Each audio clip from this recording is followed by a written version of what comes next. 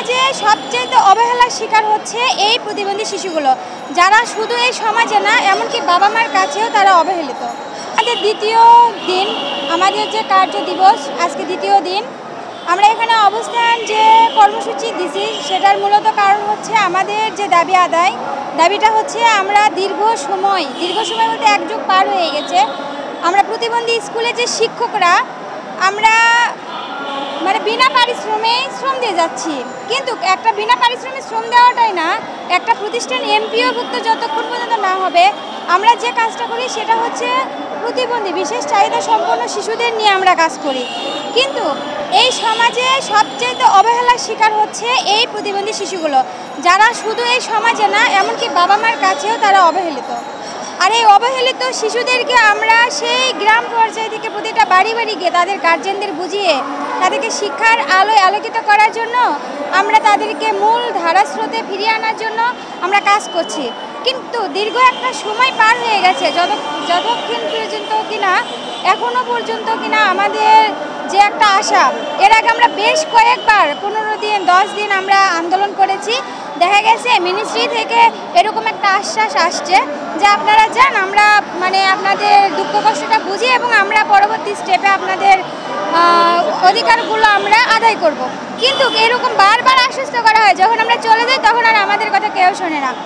So তারই প্রেক্ষিতে আমরা গতকাল থেকে যে অবস্থান কর্মসূচি আয়োজন করা হয়েছে, সেখানে আমরা পুরো বাংলাদেশে যে প্রতিবন্ধী স্কুলগুলো আছে সেই স্কুলে শিক্ষক, কর্মচারী, প্রতিষ্ঠাতা সবাই এখানে উপস্থিত হয়েছে।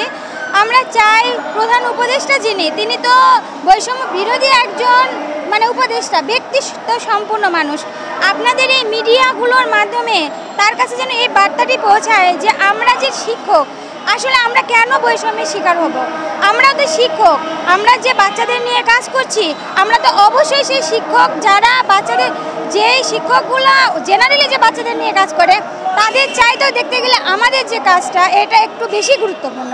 কিসের জন্য না যে তারা তো সব কিছু বোঝে, আর এই বাচ্চারা বোঝে না, তাদেরকে সব সময় আমাদের বুঝিয়ে কাজ করতে হয়। তো আমরা চাই যে এমপিওভুক্তকরণের মাধ্যমে সেই বাচ্চাদের, যেহেতু এই স্কুলগুলো ব্যয়বহুল, এই বাচ্চাদের ক্যারিকুলাম, এই বাচ্চাদের একাডেমিক যে ইমপ্রুভমেন্ট দরকার, সেগুলো আমাদের অর্থায়নে পরিচালনা করা এখন পসিবল না। সো তারা যদি আমাদেরকে মিনিস্ট্রি থেকে যদি সহযোগিতা করে, এমপিওভুক্ত করে, স্বীকৃতি প্রদান করে, সেই প্রেক্ষিতে দেখা যাবে যে আমরা যেরকম করে বাচ্চাদেরকে লেখাপড়া করাচ্ছি আরও সুন্দরভাবে তাদেরকে আমরা পরিচালনা করব। কিন্তু কেন তারা বারবার এটাই করে যে না আজকে না, আপনারা যান, আমরা পরবর্তীতে স্টেপে নিচ্ছি, এই যে আশ্বাস, কেন একটা আশ্বাস? এই আশ্বাসটা আমরা চাই না। আমরা চাই যত তাড়াতাড়ি সম্ভব আমরা শিক্ষক, কেন আমরা বিছানা পেরে মাঝেতে শুয়ে থাকবো? আপনারা যারা মিনিস্ট্রিতে জব করেন তারা কি চোখে কি চশমা পরে আছেন? তারা কি দেখেন না যে এই শিক্ষকগুলো এই যে রাত নাই দিন নাই এখানে চিল্লাচিল্লি করে গলা ফাড়াইছে, সেটা কি আমাদের সাথে, নাকি আমাদের এই সমাজটাকে পুনরুদ্ধার? একটা শিক্ষার্থী যখন অশিক্ষায় ভোগে তখন সেই জাতিটা কখনো উন্নতি করতে পারে না। একটা জাতিকে উন্নতির শিখরে নিয়ে যাওয়ার জন্য, মূল স্রোতে ফিরিয়ে আনার জন্য শিক্ষার প্রয়োজন। তাহলে এই বাচ্চাদের শুধু শিক্ষা না, আমরা যাদেরকে শিক্ষা এবং তাদের নানা রকম প্র্যাকটিক্যালি তাদেরকে ফিজিওথেরাপি অনেক কিছু তাদেরকে মূল স্রোতে ফিরিয়ে আনার জন্য, তাদের পরিচালনার জন্য অনেক কিছু করতে হয়। আর এটা সমাজসেবা অধিদপ্তর, শিক্ষা মন্ত্রণালয় সবাই জানার পরেও কেন তারা এরকম একটা চুপচাপ, যে কি শিক্ষকরা আন্দোলন করুক, 10 দিন 15 দিন 20 দিন থাকবে, তারপরে একদল আসবে বলবে ঠিক আছে আমরা দেখছি, কেন এত দেখা দেখি?